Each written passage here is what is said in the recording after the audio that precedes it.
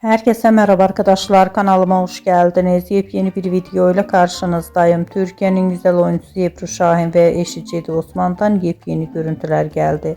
Muhteşem çiftimizin bir arada olan yepyeni görüntülerini sizler için YouTube kanalımda video halinde sunuyorum. Umarım beğenirsiniz. Arkadaşlar, videomu beğendiyseniz kanalımı izlemeyi ve bildirim butonuna basmayı unutmayın. Şimdilik benden bu kadar olsun. Yeni videomuzda görüşmek üzere. Hoşça kalın.